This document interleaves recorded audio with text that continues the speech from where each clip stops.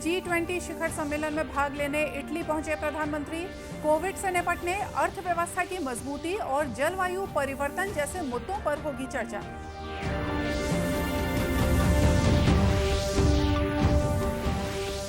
देश में अब तक 105 करोड़ 49 लाख से ज्यादा कोविड टीके लगाए गए। छत्तीसगढ़ में भी टीकाकरण की संख्या 2 करोड़ 32 लाख के पार।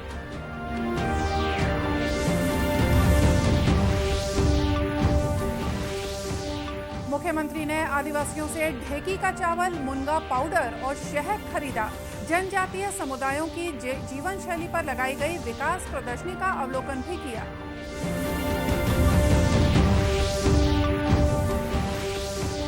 राष्ट्रीय बागवानी मिशन से आत्मनिर्भर बन रही डोंगरगढ़ क्षेत्र की महिलाएं। बंजर जमीन पर खिला दिया गेंदे का फूल।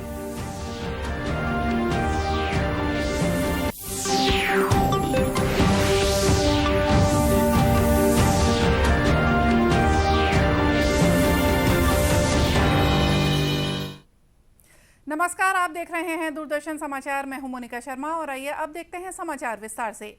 प्रधानमंत्री नरेंद्र मोदी 16वें G20 शिखर सम्मेलन में भाग लेने के लिए शुक्रवार को इटली की राजधानी रोम पहुंचे, जहां उनका इटली सरकार के वरिष्ठ अधिकारियों और इटली में भारत के राजदूत ने स्वागत किया। इटली के प्रधानमंत्री मारियो द्रागी ने श्री मोदी को 2 दिन के शिखर सम्मेलन में भाग लेने के लिए आमंत्रित किया है। इस शिखर सम्मेलन में G20 सदस्य देशों, यूरोपीय संघ और अन्य आमंत्रित देशों और अंतर्राष्ट्रीय संगठनों के राष्ट्राध्यक्ष भाग लेंगे। शिखर सम्मेलन में वैश्विक महामारी से निपटने के लिए सुविधाओं के बुनियादी ढांचे को मजबूत करने, अर्थव्यवस्थाओं की मजबूती, ऊर्जा, सतत विकास, खाद्य सुरक्षा और जलवायु परिवर्तन की चुनौतियों से निपटने जैसे मुद्दों पर प्रमुख रूप से चर्चा होगी। प्रधानमंत्री कई देशों के राष्ट्राध्यक्षों से द्विपक्षीय बैठकें भी करेंगे। बताया गया है कि यात्रा के दूसरे चरण में प्रधानमंत्री मोदी जलवायु परिवर्तन पर विश्व के नेताओं के 26वें शिखर सम्मेलन COP26 में भाग लेने के लिए ग्लासगो के लिए रवाना होंगे। सम्मेलन का उच्च स्तरीय सत्र अगले महीने की 1 और 2 तारीख को होगा। इसमें 120 से ज्यादा देशों के राष्ट्राध्यक्ष भाग लेंगे। एक और महत्वपूर्ण कार्यक्रम एक सूर्य, एक विश्व, एक ग्रिड के दृष्टिकोण के तहत ग्लोबल ग्रीन ग्रिड इनिशिएटिव का शुभारंभ होगा। श्री मोदी ऑस्ट्रेलिया और ब्रिटेन के प्रधानमंत्रियों के साथ द्वीप वाले देशों के लिए बुनियादी ढांचे की नई पहल शुरू करेंगे। जलवायु परिवर्तन सम्मेलन से अलग ब्रिटेन के प्रधानमंत्री बोरिस जॉनसन सहित कई नेताओं के साथ द्विपक्षीय बैठकें भी होंगी। राज्यपाल अनुसुईया उइके से राजभवन में छिंदवाड़ा जिले से आए आदिवासी लोक नर्तक दल के सदस्यों ने मुलाकात की। ये दल राजधानी रायपुर में आयोजित राष्ट्रीय आदिवासी नृत्य महोत्सव में शामिल होने आया है। राज्यपाल ने दल के सदस्यों को इसके लिए बधाई दी और दल को स्वेच्छा अनुदान मद से प्रोत्साहन राशि प्रदान करने की घोषणा की। प्रतिनिधि मंडल में हरिराम विश्वकर्मा, विजय कुमार बंदेवार सहित जय मानस लोक नृत्य दल के अन्य सदस्य शामिल थे। देश में अब तक 105 करोड़ 49 लाख से ज्यादा कोविड टीके लगाए जा चुके हैं। पिछले 24 घंटों में 14,313 नए कोरोना संक्रमित मरीजों की पहचान हुई है। वर्तमान में देश में संक्रमण से मुक्त होने की दर 98.19% है। वहीं कल एक दिन में 13,543 लोग उपचार के बाद स्वस्थ हुए हैं। अब तक कुल 3 करोड़ 36 लाख से ज्यादा लोग संक्रमण मुक्त हो चुके हैं। पूरे देश में इस समय 1,61,555 संक्रमितों का उपचार चल रहा है।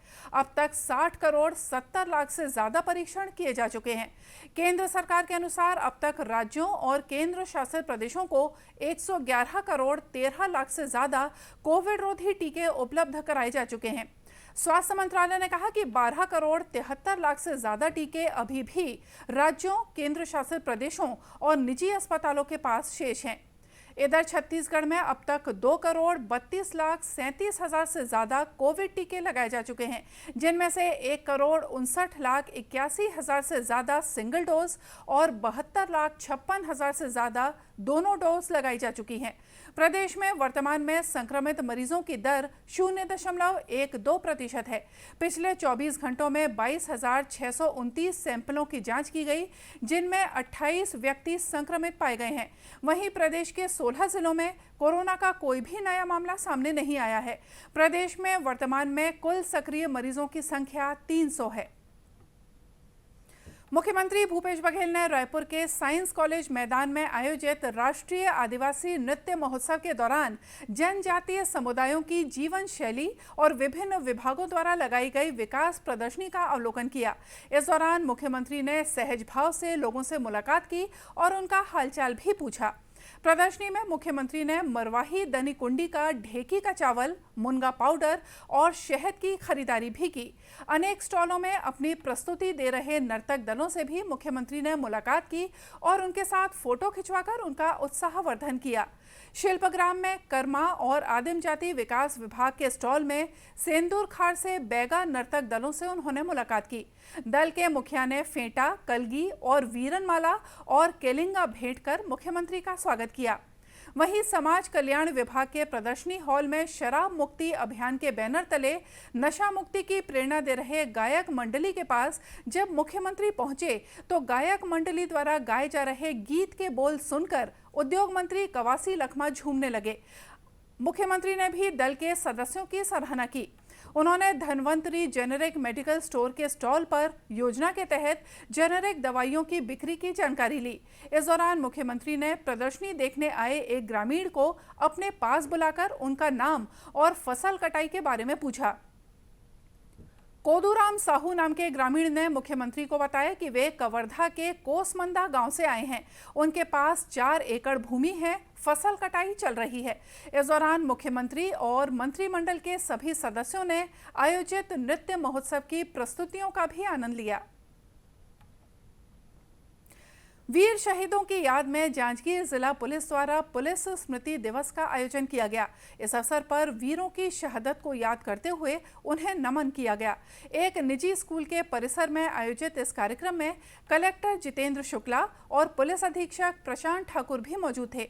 कलेक्टर जितेंद्र शुक्ला और एसपी प्रशांत ठाकुर ने मीडिया से बात करते हुए वीर शहीदों को नमन किया और कहा कि नई पीढ़ी को वीरों की गाथा से अवगत कराने के लिए ये आयोजन किया गया था।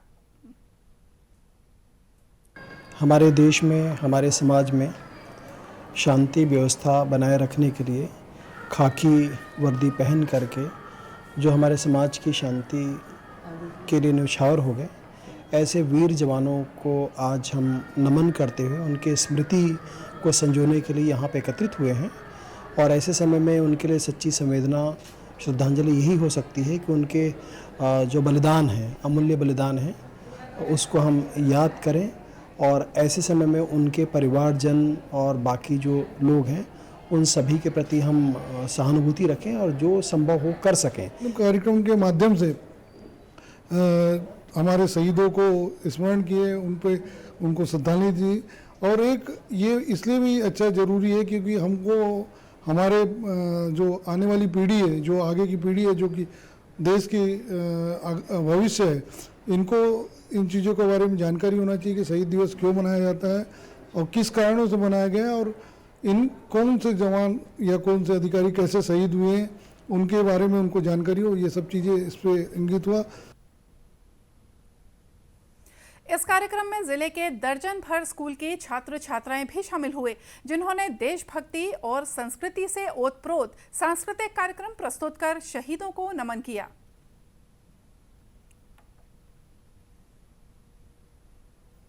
इस अवसर पर एडिशनल कलेक्टर लीना कोसम, एडिशनल एसपी संजय महादेवा, चापा एसडीओपी पद्मश्री तंवर, अधिवक्ता राजेश पांडे भी मौजूद थे। राष्ट्रीय बागवानी मिशन की योजना से डोंगरगढ़ क्षेत्र की महिलाएं आत्मनिर्भर बन रही हैं। जिले के कलकसा गांव की खुशी महिला समूह की महिलाओं ने अपनी मेहनत और लगन से लगभग 3.5 एकड़ बंजर जमीन पर गेंदे का फूल खिला दिया है। छत्तीसगढ़ शासन की आदर्श गौठान योजना के तहत चिन्हांकित जमीन पर महिला समूह ने शुरुआत में सब्जी लगाई, लेकिन जब सब्जी के पौधे सूख कर मरने लगे तो उन्होंने कुछ नया करने की चाहत में गेंदे के फूल लगाए।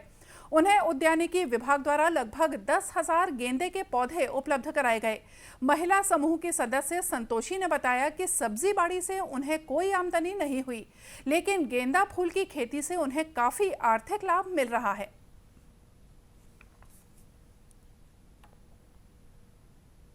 हाँ, गेंदा खेती ला हमन सबसे पहली हरेली त्योहार से शुरू करे हन और वहाँ जब रोपन रहे लगिस गेंदा के तो 10,000 पौधा यहाँ लगिस तहन ओमे बाकी लगिस है और ओमे दवा वगैरह डालेन खाद वगैरह गोबर वर्मी कंपोस्ट ओकर से फूल पेड़ भी अच्छा बनिस और फूल भी थोड़ा खिल में ऐसे और सबसे बड़ी बात इनमें ड्रिप लगे है ना तो पौधा में जान आ गई है।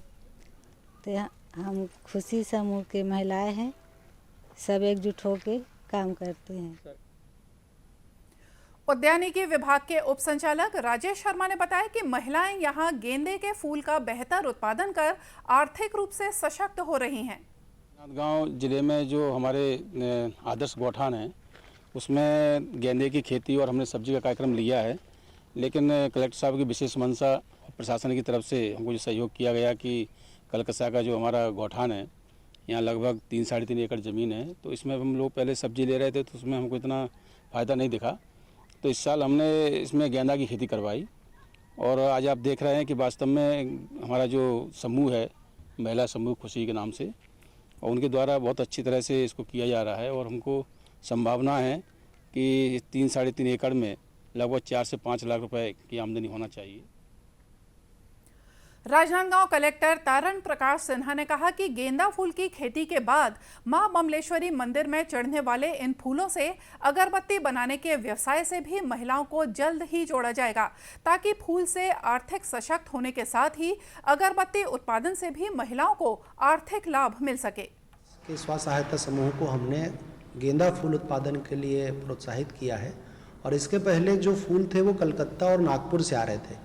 इस बार आसपास के जो गौठान है, कलकसा गौठान है या बाकी गौठानों पे पिछले 3 महीना पहले से गेंदा का फूल लगाने का क्रम स्व सहायता समूह के द्वारा चालू किया गया और आज मुझे इस बात की खुशी है कि वहाँ पर व्यापक पैमाने पर गेंदे के फूल का उत्पादन किया जा रहा है।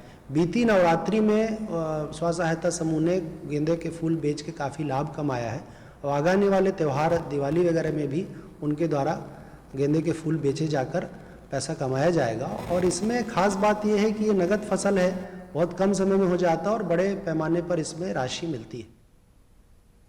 उल्लेखनीय है कि राजनांदगांव जिले में नागपुर और कोलकाता से बड़े पैमाने पर गेंदे के फूल का आयात होता है, लेकिन गेंदा फूल की खेती से स्थानीय फूलों का व्यापार भी यहां के बाजारों में जल्द ही होने लगेगा। मुंगेली के BR साव स्टेडियम में 21वीं राज्य स्तरीय शालेय क्रीड़ा प्रतियोगिता का शुक्रवार को समापन हो गया। प्रतियोगिता के समापन अवसर पर विधानसभा में नेता प्रतिपक्ष धर्मलाल कौशिक ने सभी खिलाड़ियों को शुभकामनाएं देते हुए कहा कि खेल हमारे जीवन का एक अहम हिस्सा है। खेलों से व्यक्तित्व निखरता है और प्रतिभा सामने आती है। उन्होंने कहा कि प्रतियोगिता में जीत का महत्व तो है, लेकिन हार से भी हमें बेहतर सीख मिलती है। बहुत अच्छा आतिथ्य मुंगेली जिला के द्वारा किया गया है और यहाँ से खिलाड़ी हमारे संतुष्ट होकर के जा रहे हैं। ये एक ऐसा आयोजन है जो राष्ट्रीय स्तर के खेल के द्वार यहाँ पर मुंगेली से खोल रहे हैं। जिनका चयन हुआ है अब वो राष्ट्रीय स्तर पर जा कर के खेलेंगे और इस छत्तीसगढ़ का नाम रोशन करेंगे। वास्तविक में खेल हमारे जीवन का अहम हिस्सा है और जिसके माध्यम से जो नियम, संयम, अनुशासन जो पाठ पढ़ाते हैं वो पूरे हमारे जीवन भर काम आते हैं। तो मैं सभी खिलाड़ियों को बहुत अच्छे प्रदर्शन के लिए मैं बहुत बहुत बधाई देता हूं। 4 दिवसीय इस प्रतियोगिता में शतरंज, आर्म रेसलिंग और कैरम समेत अनेक खेलों का आयोजन किया गया। इस प्रतियोगिता के सभी 5 खेल जोन के 770 खिलाड़ियों ने भाग लिया। प्रतियोगिता में रायपुर खेल जोन ने ओवरऑल चैंपियनशिप का खिताब हासिल किया। अतिथियों के द्वारा प्रतियोगिता में प्रथम, द्वितीय और तृतीय स्थान प्राप्त करने वाले सभी विजेता खिलाड़ियों को शील्ड प्रदान कर सम्मानित किया गया।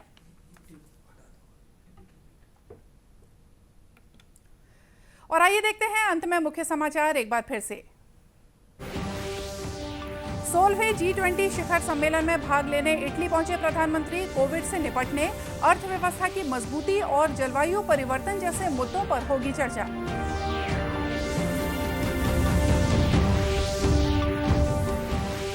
देश में अब तक 105 करोड़ 49 लाख से ज्यादा कोविड टीके लगाए गए। छत्तीसगढ़ में भी टीकाकरण की संख्या 2 करोड़ 32 लाख के पार।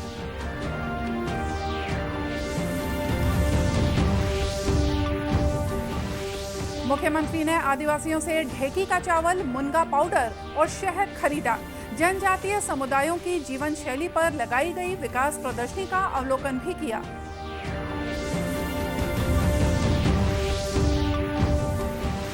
और राष्ट्रीय बागवानी मिशन से आत्मनिर्भर बन रही डोंगरगढ़ क्षेत्र की महिलाएं, बंजर जमीन पर खिला दिया गेंदे का फूल। और इसी के साथ ये समाचार बुलेटिन यहीं समाप्त हुआ। नमस्कार।